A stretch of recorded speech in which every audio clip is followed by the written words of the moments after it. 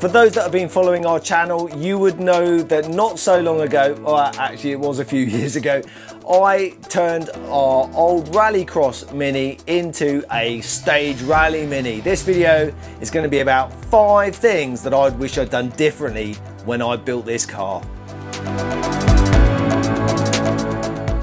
Welcome to the Gentleman's Motor Racing team, where we are competing in motorsport as a fun experience, and we're probably unique as most of our sponsorship is through crowdfunding from lovely people like you.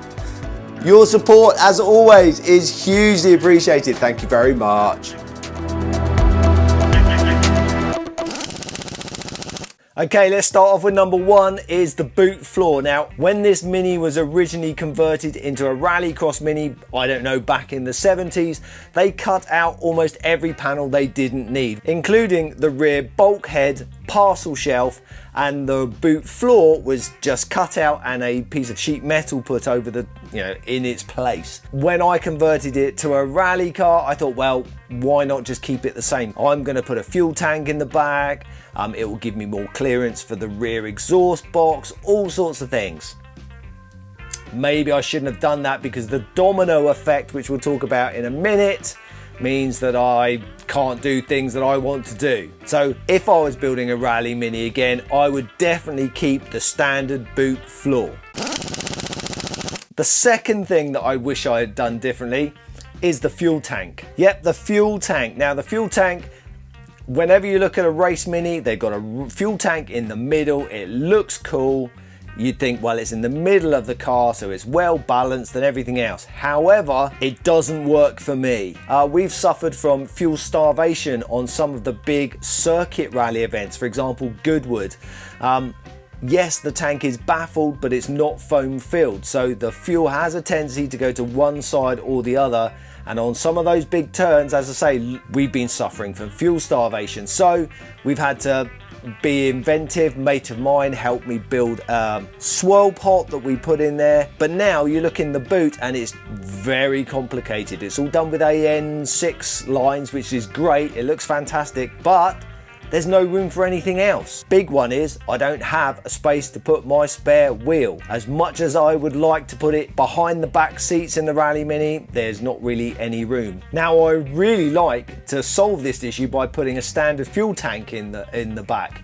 However, as I said about the boot floor, I kept the flat floor and also the turrets because it was originally running coil springs when it was a Rallycross Mini. So, that was to allow room for the coil springs. That now means that I don't have room to put a standard fuel tank in there. The domino effect is just unbelievable. Why a standard fuel tank? Because A, you're never going to get any starvation issues because the fuel out is right at the bottom, so it's all stacked up nice and high, and then I'd have room for a spare wheel as well. So again, during the build, I wish I'd put a standard floor in it and a standard fuel tank. Number 3 is a weld-in roll cage. Now I went for the bolt-in safety devices cage for multiple reasons. A, at the time it was cheap. I actually bought it on a Black Friday deal, and way cheaper than you can buy but that particular bolt-in cage now, that's for sure.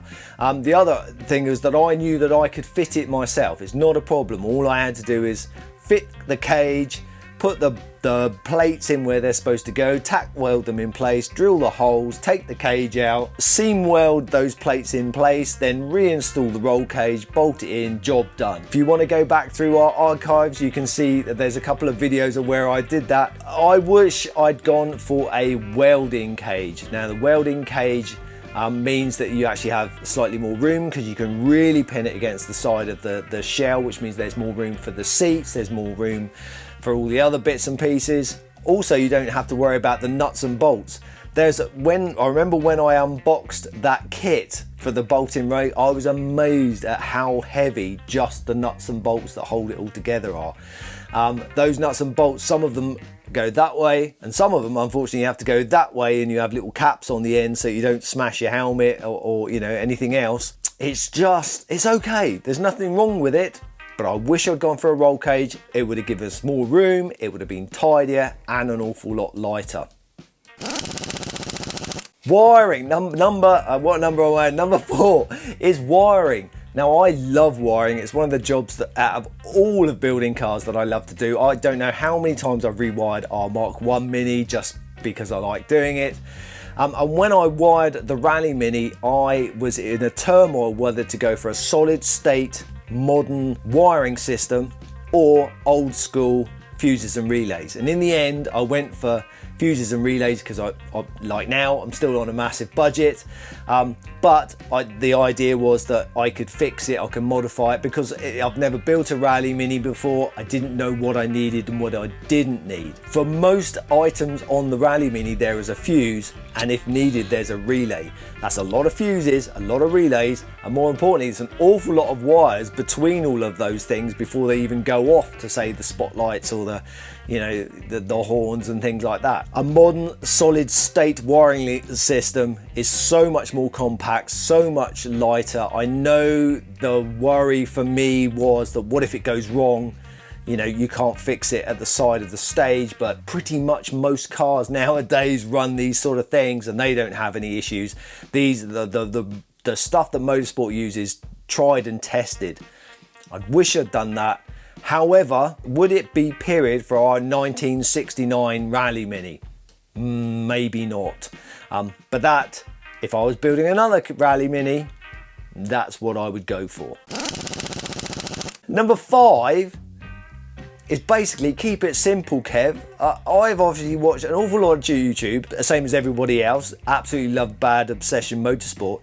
And I just loved designing and building stuff because I could or because it was cool.